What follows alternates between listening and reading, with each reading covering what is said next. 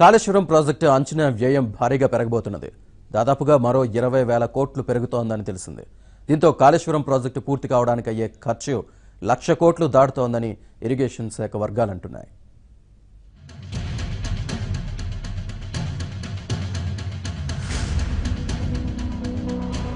తెలంగాణలో అతిపెద్ద ఎత్తిపోతల ప్రాజెక్టు కాళేశ్వరం.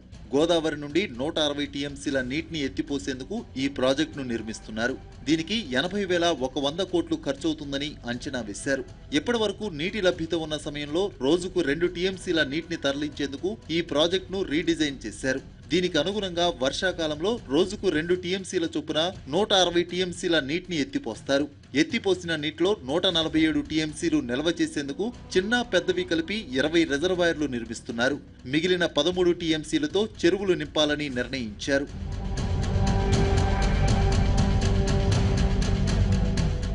ఇప్పటి వరకు కాళేశ్వరం ప్రాజెక్టుతో రోజుకు 2 టీఎంసీల చొప్పున నీటిని ఎత్తిపోసేలా రీడిజైన్ చేశారు. కానీ కొత్తగా తెలంగాణ ప్రభుత్వం మరో టీఎంసీ నీటిని కూడా తరలించాలని నిర్ణయించింది. దీనికి అనుగుణంగా ప్రతిపాదనలు సిద్ధం చేయాలని నీటిపారుదల శాఖను ఆదేశించింది. ఎల్లంపల్లి నుండి మిడ్మానేరు వరకు రోజుకు 2 టీఎంసీల నీటిని తరలించడానికి అనుగుణంగానే కాలువలు, పైపు లైన్లు, సొరంగాల నిర్మాణం పూర్తయింది. వీటి ద్వారా అదనంగా మరో టీఎంసీ నీటిని తరలించడం సాధ్యం కాదని నీటిపారుదల శాఖ ఇంజనీర్లు ప్రభుత్వానికి తెలిపారు. దీంతో ఎల్లంపల్లి, మిడ్మానేర్ మధ్యలో మరో రిజర్వాయర్ నిర్మిస్తే 3వ టీఎంసీ నీటిని తరలించుకోవచ్చని సూచించారు.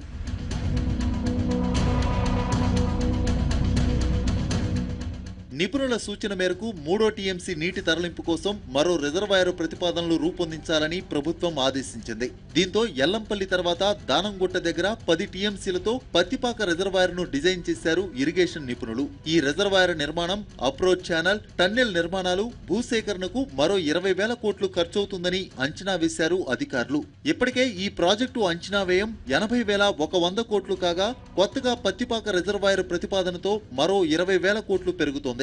దీంతో కాళేశ్వరం ప్రాజెక్టు అంచనా వ్యయం 1,00,000 కోట్లు దాటుతుందని అంటున్నారు అధికారులు. అయితే ఇప్పుడే ఇంత ఖర్చుతో 3వ టీఎంసీ కోసం మరో రిజర్వాయర్ నిర్మించాల్సిన అవసరం లేదనే అభిప్రాయం వ్యక్తం చేస్తున్నారు నీటిపారుదల శాఖ అధికారులు. ప్రాజెక్టు పూర్తి చేసి రోజుకు 2 టీఎంసీల తరలింపు తర్వాత అవసరాలను దృష్టిలో ఉంచుకుని నిర్ణయం తీసుకోవచ్చని అంటున్నారు. ఇప్పుడున్న రిజర్వాయర్ల సామర్థ్యం సరిపోతుందని చెబుతున్నారు. ఇప్పుడు మరో భారీ రిజర్వాయర్ అవసరం లేదని అభిప్రాయపడుతున్నారు.